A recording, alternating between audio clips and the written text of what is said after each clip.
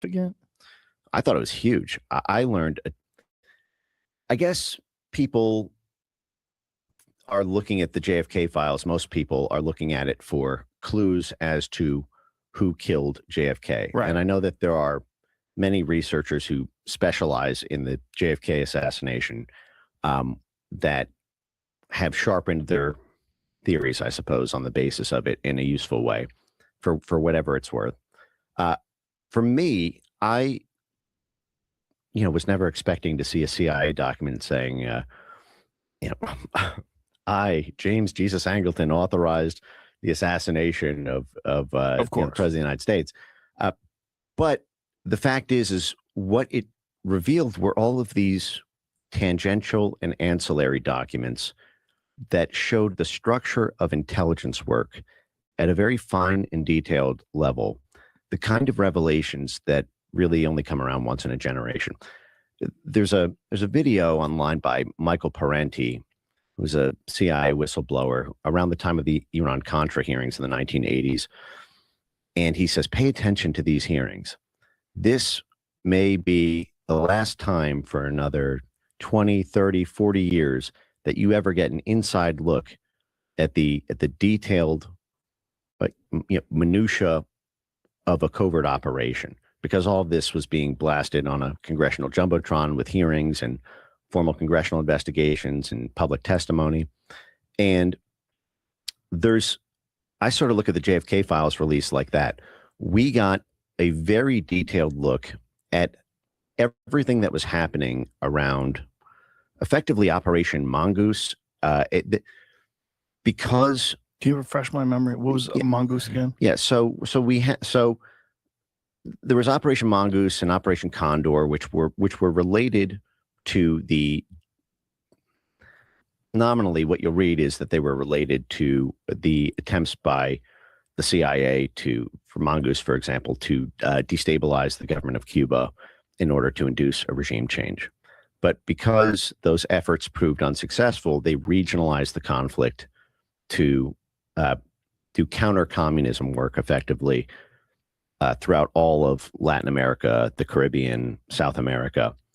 And Operation Condor was effectively a kind of counterinsurgency strategy to stop the rise of left-wing Marxist groups who were trying to throw off the yoke of American imperialism, so to speak, as they put it. And so you had a massive CIA operation to try to tilt the internal politics of basically every country south of the border.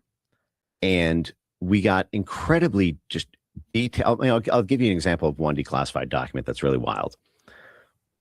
There's one document that is a CIA file with instructions to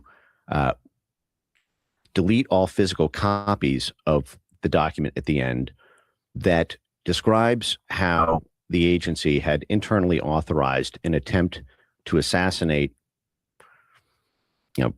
Castro by working through the Meyer-Lansky syndicate and hiring two hitmen that were in Miami and then had contacts with the Cuban exile community liaisons within Cuba. And so this was a formal agency file that described how a CIA case officer made contact with people from the mob, organized crime, with offers of payoffs, with very detailed logistics. You can find this. I did a whole video on it on the X subscriber thing. I'll put it on the top of my social media. But it also describes a really interesting Jeffrey Epstein-like figure.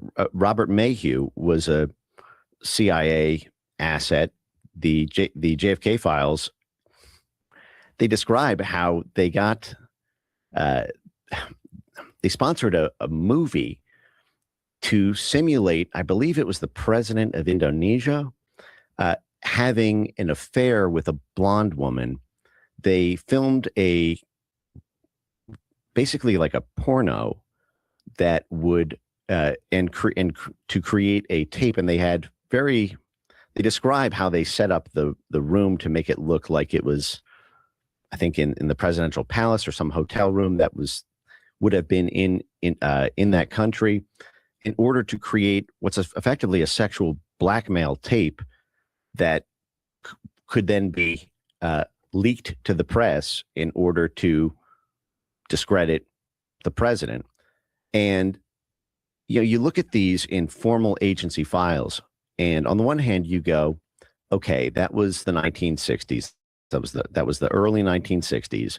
That was before there was any oversight on the CIA at all. It wasn't until the Church Committee hearings in 1975, 1976, that we even had congressional oversight of the CIA. There was no Senate Intelligence Committee. There was no House Intelligence Committee at the time. And at that point, assassinations had not been outlawed. I mean, the CIA was allowed to assassinate people. There's since been a ban on that. So you go, okay, that's 60 years ago. But the fact is they did it. The fact is that is within the array of options that folks in covert operations saw as on the table. Working with the mob. Now, but that goes back a long time. I found it totally unsurprising. It's one of these things. It's just kind of the general theme. It's shocked but not surprised.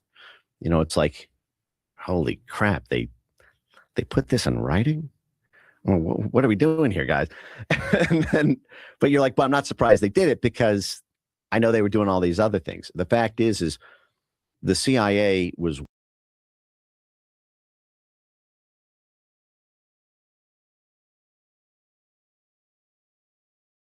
for example, the Italian mob was done through the Department of War really starting in the 1930s, and then especially in the 1940s, because they were the Central Intelligence Agency. Well, at the time it was the OSS in the 1940s, but it would become the CIA. One of their main logistical points of contact and allies for the resistance against Mussolini in Italy. Mussolini was cracking down both on the Vatican Church and on the Italian mafia. And so there were strange bedfellows. There's a great book on this by Paul Williams. I think it was published in 2017. It's called Operation Gladio, the CIA, the Vatican, and the Mob. And I recommend this book to everyone because it's a really, really detailed academic deep dive on this nexus between a religious institution, an intelligence agency, an illegal organized crime syndicate that does all manner of black ops. And it especially focuses on the funding relationship. In fact, this just came out, and this sort of gets to the utility of these documents. There's an incredible document that just was released this week where Larry Summers, who was the head of the U.S. Treasury. So not only was he the head of Harvard University and the head of the American money system, but he says he's trying to explain to Jeffrey Epstein kind of the politics of what's happening in the Vatican. And what he says to him is that what's actually most important going on right now is what's happening with the Vatican Bank, which is kind of the deep politics